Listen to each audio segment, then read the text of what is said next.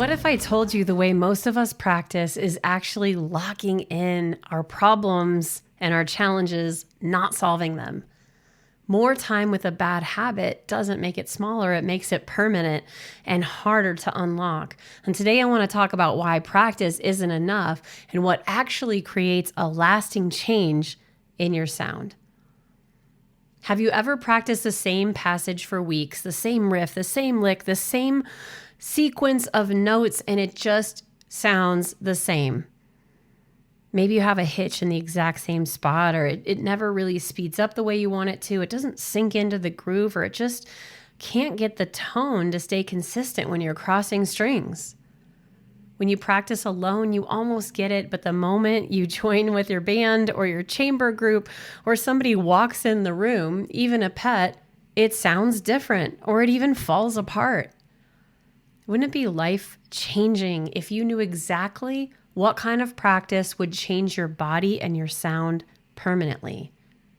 And what if the answer wasn't more time or working harder, but a different approach entirely? Would you want to know what that is? If we haven't met, I'm EP Archer, and I help committed adults over 30 who play violin create beautiful tone and unshakable confidence without compromising who they are or the music that they love.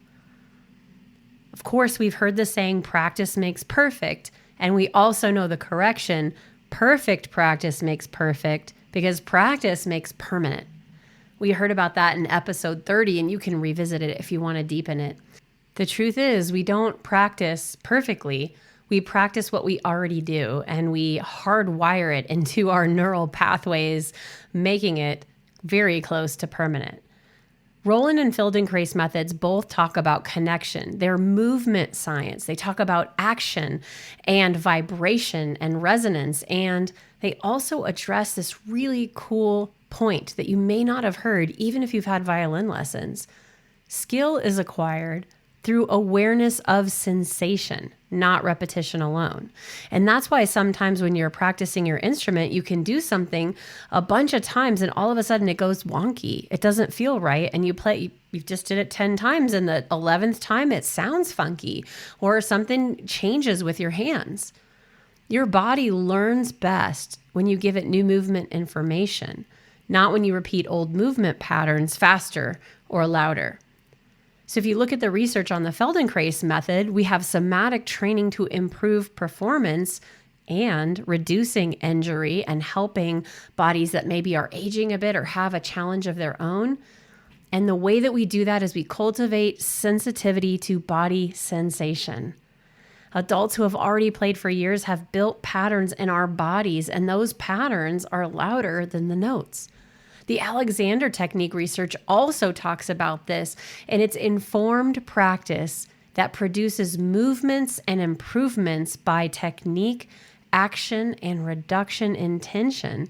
And this lowers performance anxiety, it reduces cortisol, and it helps the body and the sound to become one.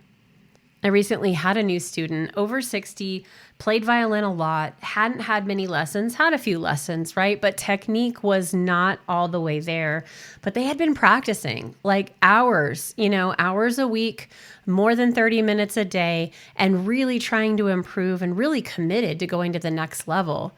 We had just a few lessons, and what we changed was the way that we were approaching the instrument, to focus on the sensation and the feeling, to be able to, for example, feel the buzzing of the string underneath the fingertip rather than focusing on quick finger actions to be able to play that fiddle tune. And this gentleman, who had not had any improvement for years, more than years, we changed this approach, and in just a few minutes, he was able to feel a difference. And through a few lessons and practice, expert feedback, and being around other violinists that are doing the same thing and working on that same awareness and reinforcing it, instantly that improved. And everything he was trying to practice, those tricky fiddle tunes, those backup parts with double stops, got better. And he could feel when they were better and feel when they were not. If you've ever had a voice lesson, you understand this because there's these things happening in our body and we sort of just like sing and we don't really realize what's happening. But when you're able to be mindful and pay attention to what's happening, not just in your mouth, but in your throat and in your teeth and in the back of your throat and your stomach and your diaphragm and your shoulders and your frame and your lungs.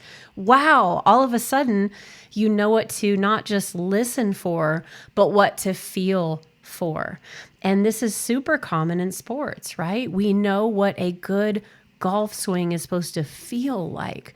We know which parts of our body are engaged, which are tight and which are loose.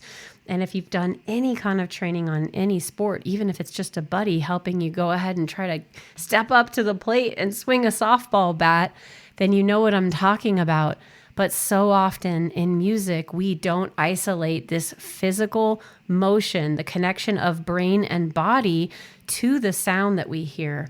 And if you can know what a good sound feels like, woo, you are on your path. This is a completely different way of practicing, and it will open everything up. You know, woodshedding and metronome grinding and mindless repetition and etudes and finger exercises and bow exercises and 50 different bow strokes. Those were designed to train people who were children, people who are in an institution, people who are following a cookie cutter method. It doesn't matter if it doesn't work for your body. It doesn't matter if you have a different shaped body or any kind of physical limitations. It just matters, can you play all these notes? And in those kind of trainings, we end up harming our body, not helping it. We don't become more authentic or more close to who we are. We move farther away from it as we put ourselves into a box and limit ourselves physically. It doesn't have to be that way, and adults need a different door. Practice only works when it introduces new information to your body and sets a measurable goal, not just a goal you can hear, but a goal that you can feel. The shift is from doing it more to doing it differently with awareness. And that's what somatic resonance for violin is built on. And that's what's available to you. Whether you practice 5 minutes or 50, it can make a shift. So how to apply it today in just 5 minutes or less. Take one riff, melody, passage, texture. If you're a beginner, take an open string. Just a couple measures, 2 to 4 measures or so. Play it at 1/4 speed where you repeat each note. So if it's normally ta ta da ta da ta, you're going to go ta da da da da da. Repeat each note at a nice slow tempo 4 times each. Then repeat it 2 times each, and then slow half speed with your eyes closed. We're not thinking about the notes. We are feeling the left hand. Is it gripping or is it striking? Is the thumb relaxed? Can I tap the thumb? Is the right hand pronated or supinated? Am I gripping down on that bow hold? Am I creating a scratchy sound? Don't fix anything, just notice. Now, do that same exercise again, 4 times slowly on each pitch, going through it, 2 times slowly. And as you do these repetitions of the note, gently and openly, consciously release the bow hold, release the scratchy tone, release that thumb on the left hand by just gently tapping it as you play, and notice how the sound changes. This is somatic practice. It takes only 5 minutes and it will change more than an hour of repetition. And the more times you come back to that exercise, you feel when it's going to sound right, and it sounds right when it feels right, and vice versa. You haven't been lazy. You haven't been untalented. You've just been using a practice method that wasn't designed for an adult body, a body with history, with tension patterns, with a full life. But it is a body that comes with a brain full of awareness and a heart full of emotion and relationships to human beings, to music, to your instrument, and to yourself that can create more value in music than ever before. The moment you add that awareness to your practice and that connection to who you are and being in your body and feeling, practice stops being a battle and starts being a conversation. There's data. There's information, there's emotion, and there's connection. Let's shift from I practice but I don't improve to when I practice with intention, I feel it changing in real time. When I'm connected to my body and my goal and the feeling underneath my fingers and in the music, things transform. So try this little exercise every day, even if it's just once a day for 5 minutes. And if you want to have other types of great practices like this, come join us at our free group on Facebook. The link is in the description. Violin for Adults, Beautiful Tone and Confidence with Violin Unlocked. It's full of adults doing exactly this work, and I'm there every day.